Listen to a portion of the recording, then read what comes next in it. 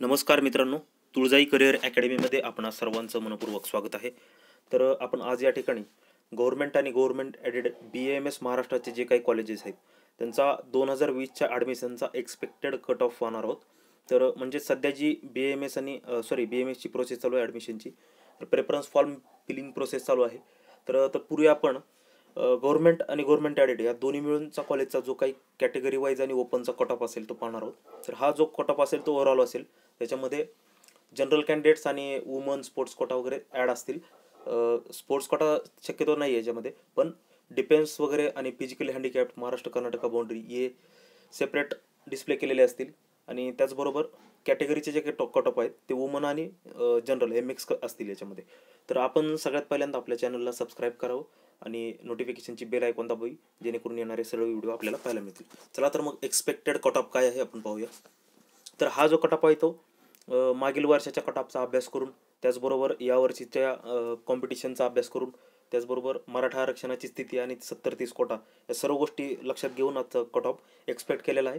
तर एक गोष्ट लक्षात घ्यायची आहे की या कट ऑफमध्ये बदल होऊ शकतात. हा केवळ एक्सपेक्टेड कट ऑफ आहे, त्याच्यामुळे फक्त एक्सपेक्टेड म्हणूनच या कट ऑफला पाहायचं आहे.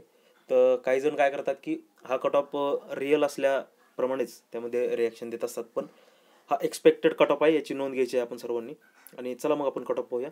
ओपनचं एक्सपेक्टेशन आहे 395, गव्हर्नमेंटचं चालू आहे डिस्कशन. प्रायव्हेटसाठी पुढील व्हिडिओमध्ये पाहूया. 395 ±10, OBCसाठी 390 ±10, SC कॅटेगरीसाठी 310 ±10, ST कॅटेगरीसाठी 200 ±10, त्याच्यानंतर VJ कॅटेगरीसाठी 355 ±10, NT1साठी 330 ±10, NT2साठी 360 ±10, NT3साठी 385 ±10, EWS कोट्यासाठी 355 ±10. आता हे झालं कॅटेगरी वाईज. आता आपण हॉरिझॉन्टल रिझर्वेशनचं पाहूया. डिफेन्स 1 250 ±10, डिफेन्स 2 180 ±10, डिफेन्स 3 280 ±10 आणि फिजिकली हँडिकॅप 220 ±10 आहे. तर महाराष्ट्र कर्नाटका बाउंड्रीवरील तो कट ऑफ आहे तो 280 ±10 आहे. आता हा जो कट ऑफ आहे तो इन्स्टिट्यूट वाईज नसून महाराष्ट्रातील सर्व गव्हर्नमेंट आणि गव्हर्नमेंट ॲडेड कॉलेज जे आहेत त्या सर्व कॉलेजेससाठी जो कमीत कमी कॉलेजचा कट ऑफ आहे तो डिस्प्ले केलेला आहे. म्हणजे इतक्या मार्क्सच्या रेंजमध्ये असतील तर आपली लागण्याची शक्यता आहे गव्हर्नमेंट BAMSला. मग ते महाराष्ट्रात कुठे का असेना. कॉलेज वाईज कट ऑफसाठी आपण सेपरेट यादी बनवूयात. जर तसं तुम्हाला वाटत असेल तुम्ही कमेंट बॉक्समध्ये मेन्शन करा, आपण सेपरेट बनवूया. आणि हा आणखी एकदा मी सांगत आहे, हा कट ऑफ एक्सपेक्ट केलेला असून यामध्ये कमी होऊ शकतं आणि जास्ती होऊ शकतं, पण शक्यतो ॲज पर द एक्सपेक्टेशन या ±10च्या रेंजमध्ये लागण्याची शक्यता आहे, याची नोंद घ्यायची आहे. विद्यार्थ्यांची संभ्रमावस्था दूर व्हावी या उद्देशाने हा एक्सपेक्टेड कट ऑफ या ठिकाणी डिस्प्ले केला आहे. प्रेफरन्स फॉर्म भरत असताना एक काळजी घ्यायची आहे, व्यवस्थित भरायचं आहे. 2-3 वेळेस चेक करायचं फॉर्म भरत असताना कुठला कोड अगोदर टाकलेला आहे. कारण एक चूक केल्यानंतर जर तुम्ही अगोदर प्रेफरन्स फॉर्म टाकलेला असेल तर त्याच प्रेफरन्सला कन्सिडर केलं जातं. त्याच्यानंतर प्रेफरन्स लॉक करण्याच्या अगोदरच तुम्हाला चेंज करण्याची मुभा आहे.